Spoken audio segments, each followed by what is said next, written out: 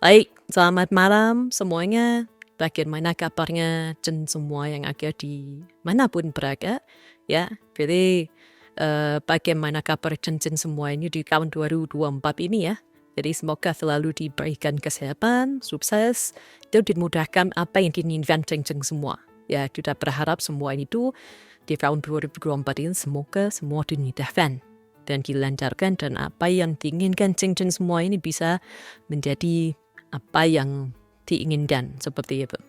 Baik, jadi malam ini memang Cengaka akan mencoba menjelaskan mengenai suatu peristiwa ya yang memang setiap bulannya terjadi dan ditunggu-tunggu oleh biasanya para trader-trader termasuk Ceng semua ini untuk menambah income. Ya, tentunya penghasilan untuk kebutuhan maupun keinginan Ceng semua.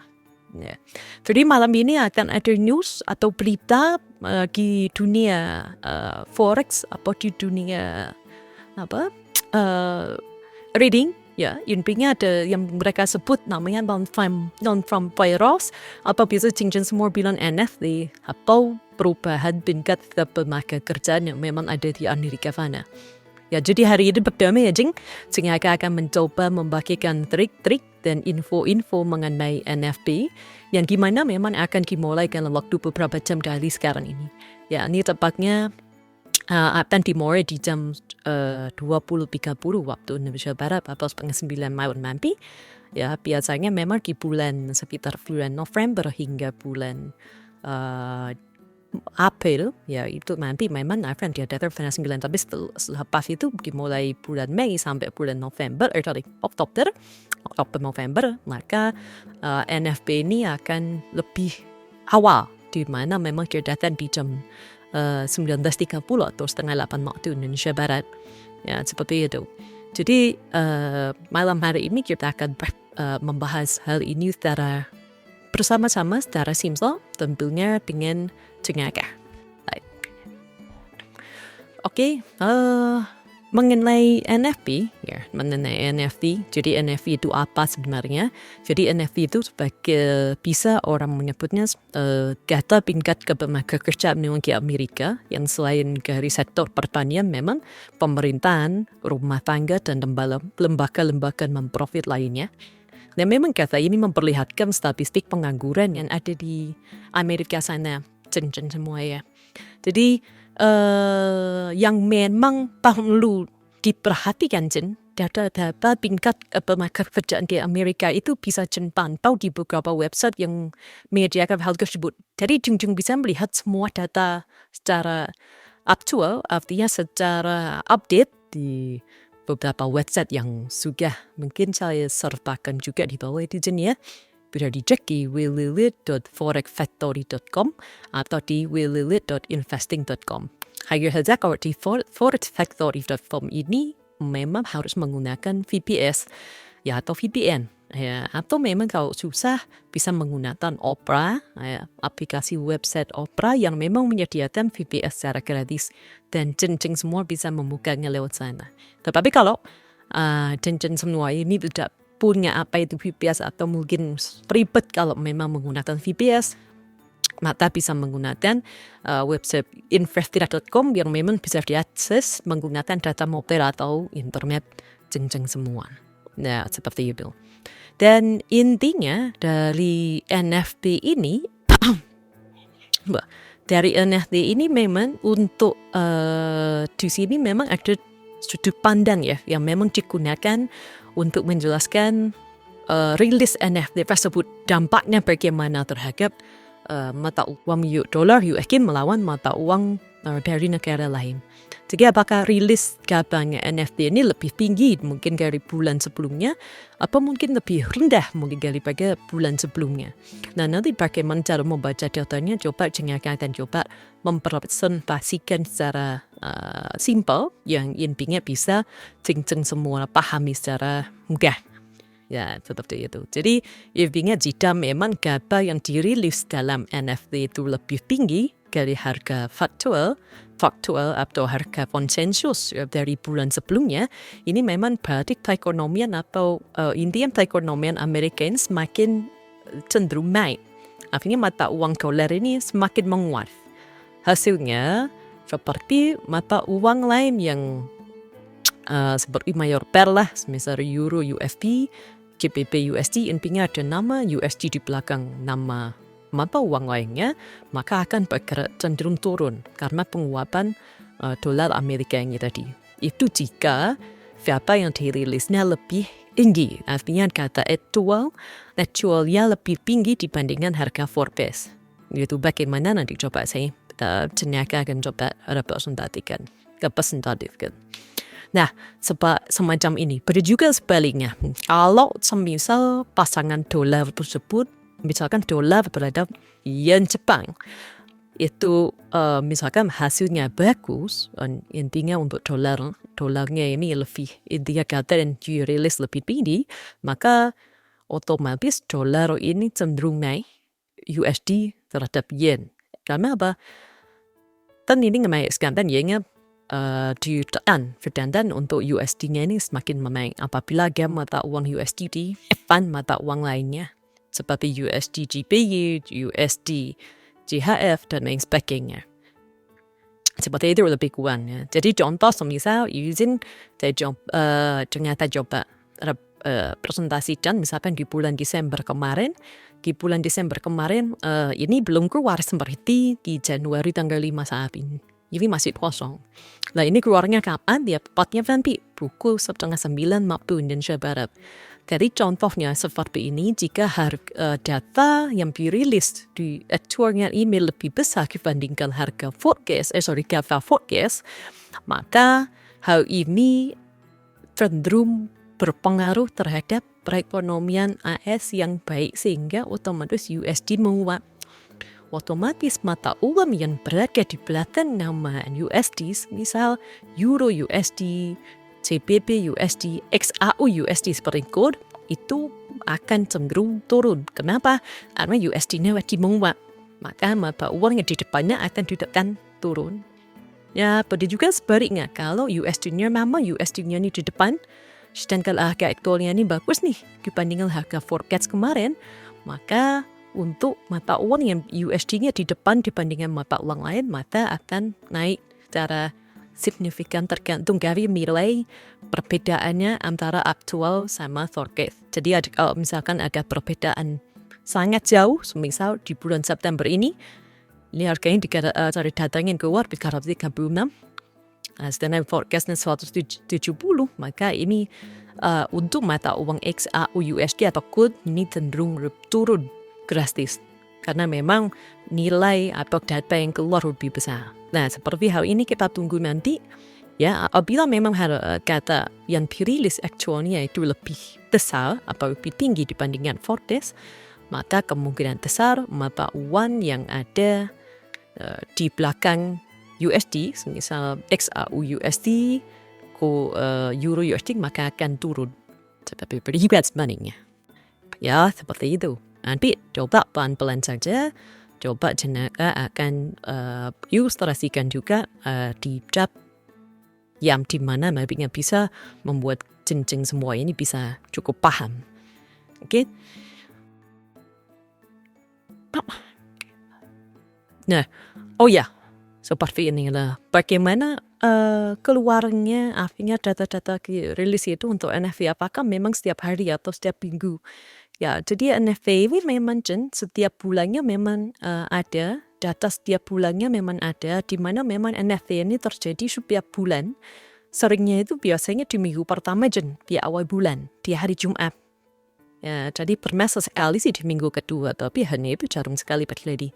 Jadi lebih banyak di minggu pertama di hari Jumat, di awal bulan.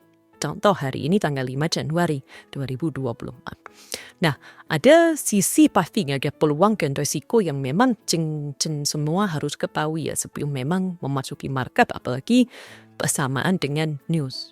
Ya, jadi kalau saran ternyata ini lebih baik untuk bagi para pemula yang baru memulai di bisnis forex trading, maka bisa melakukan trading untuk dan menghindari news. Artinya mungkin ketika ada news yang akan berlangsung, akan terjadi, maka bisa di stop dulu untuk tradingnya. Cara teknikal seperti itu ya. Untuk peluang yang memang pasar bergerak sangat cepat ke Indonesia sehingga jadi peluang profit juga sangat besar. Jadi memang kalau analisa kita sesuai teknikal tertentu, sesuai dengan pergerakan news, maka potensi profit yang kita dapatin juga bisa lebih besar jam.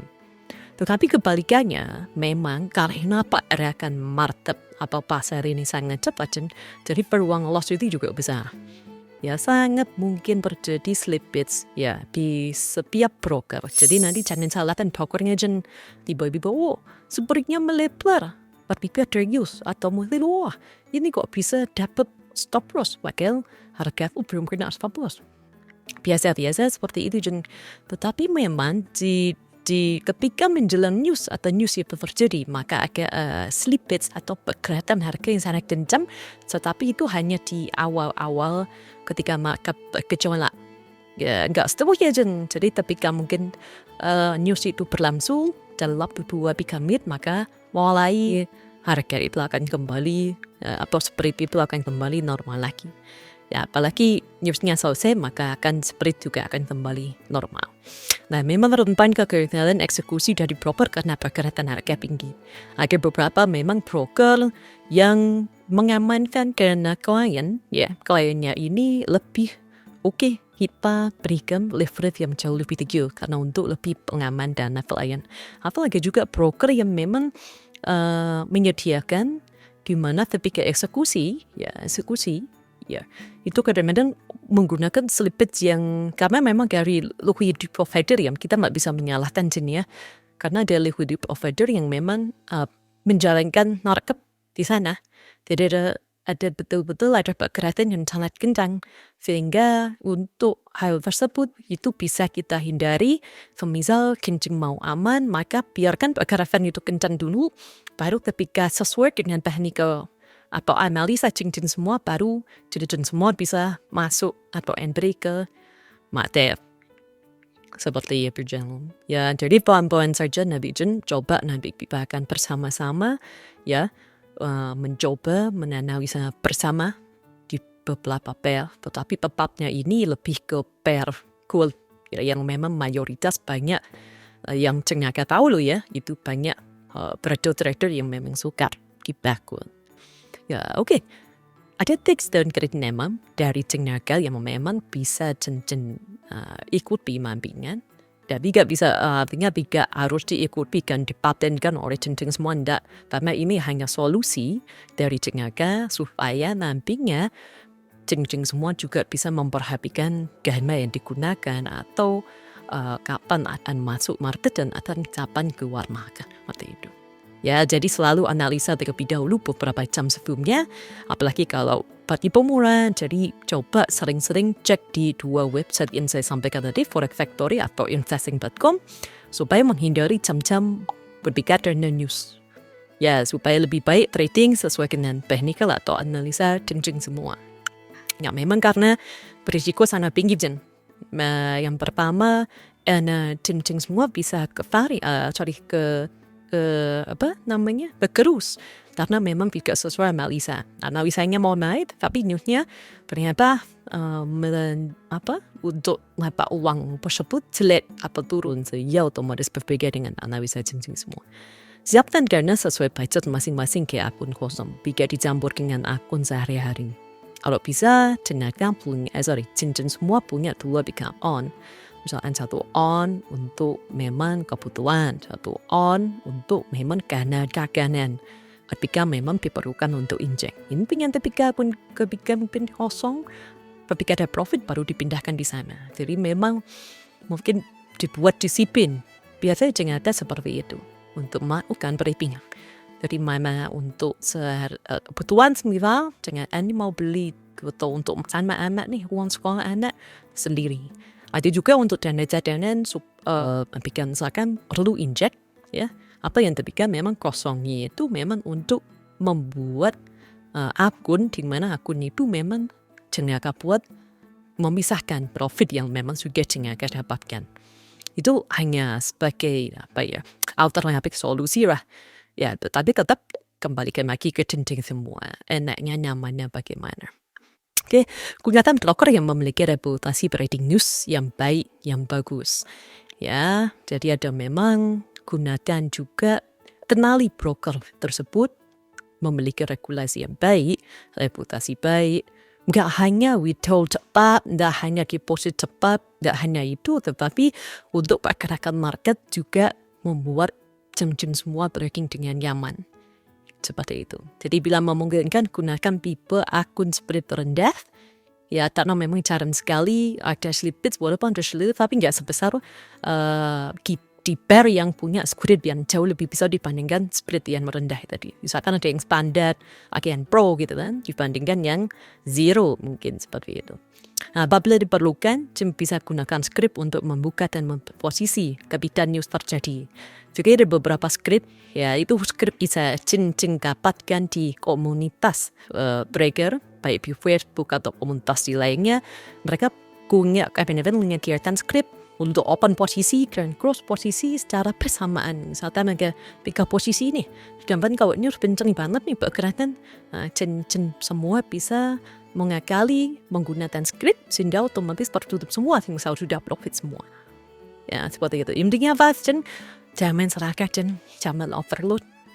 Gunakan betul-betul dana yang memang perlu tenaga, gunakan untuk breaking dan mana tenaga gunakan untuk kebutuhan seharian. Jangan dicampur aduk. Ya, apalagi jangan pakai uang dapur, uang sekolah anak, jangan. Jadi misalkan saat ini cincin punya cincin semua punya 10 juta nih uangnya, ya punya 10 juta, maka mungkin yang dibuat breaking hanya 2 juta, 3 juta. Sedangkan sisanya 7 juta, 2 juta untuk cadangan, 5 juta itu memang tidak digunakan. Karena mungkin itu uang kebutuhan atau uang sekolah. Jadi gunakan investasi sebesar 30%, 40% untuk investasi. Ya, seperti itu. Oke, siap breaking and vision. Oke, yuk coba ternyata cuma berikan step-step atau ilustrasi ya, gambaran secara teorikal dan mungkin cara kita samakan dengan fundamental, dengan news. Kalau memang sesuai, memang bagus pergerakannya. Tetapi kalau analisanya mungkin barangnya naik atau barangnya turun, tapi hasilnya kurang baik, maka tunggu news itu selesai, baru nanti akan kembali lagi sesuai dengan arah teknikal apa analisa yang buat seperti itu. Baik, kita lanjutkan sebelum news rilis di pair call. Ya, jadi kurang sekitar 1 menit lagi untuk rilis data KNFP aging itu akan rilis dan kita bisa cek untuk update-nya di investing.com karena memang yang bisa dibuka tanpa menggunakan VPN. Ya, jadi seperti ini untuk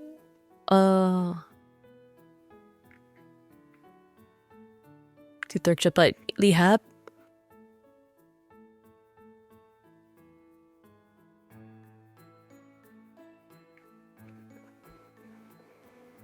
Ini yang kemarin, hasilnya 199 ya.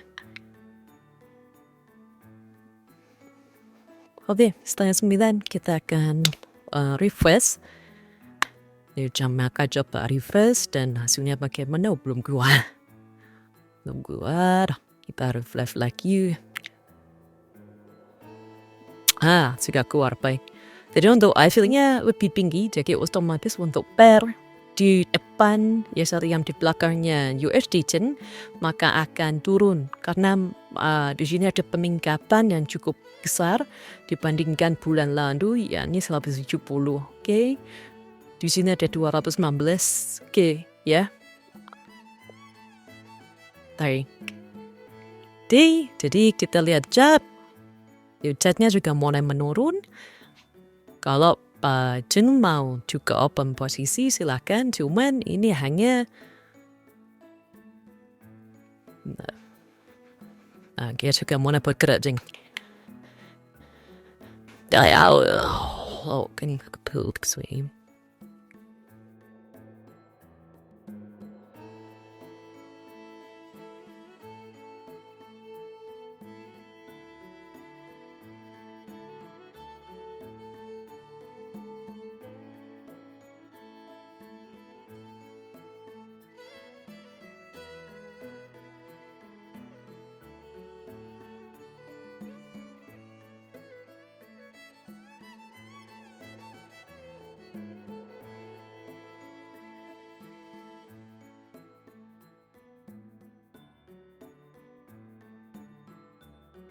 Kalau juga ya, USD dan lain sebagainya akan melemah, akan turun.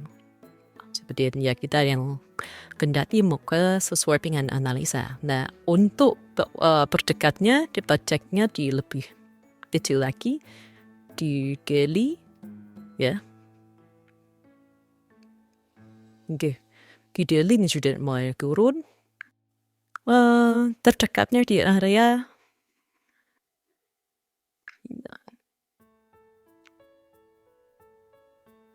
coba kecil. Nah, ini sudah mulai turun ya.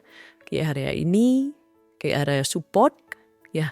Apakah memang bisa tembus untuk pick ke bawah lagi? Kita tahu bersama kalau memang nanti di sini memang lebih turun lagi, artinya bear XAU bisa tembus support, maka kita akan mencoba untuk ke area support kedua. Tetapi ini apabila rejection, maka kita akan mencoba memantul kembali, tapi memantunya di area ini ke 057. Nanti kemungkinan akan mencoba sell lagi. Jadi karena memang di time frame besarnya kita lihat tadi maka pola divergen, pola mandi. Nah, mandi lebih jauh ya panjangnya.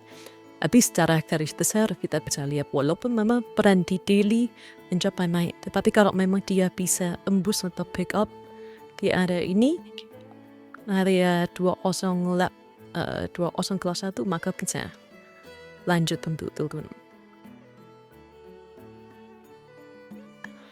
Jadi seperti itu intinya garis besarnya. Apabila pergerakannya sesuai dengan analisa semua, maka bisa dieksekusi sesuai dengan analisa dan pergerakan market. Tetapi kalau memang tidak sesuai, maka kita tunggu saja.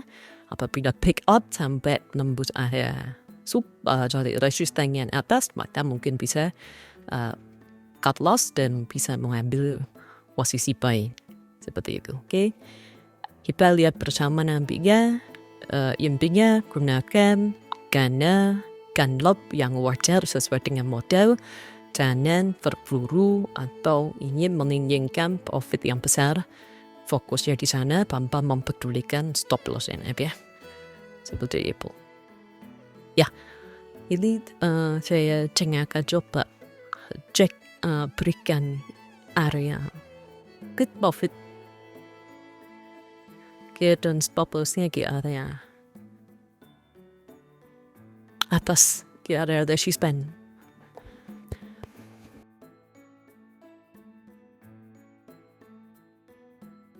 Tapi nanti dia mulai naik lagi, jangan saja tak mau mulai untuk open buy. Bisa di open saya lagi. Baik, seperti itu garis besarnya. Semoga apa yang ternyata infokan bisa bermanfaat untuk semua.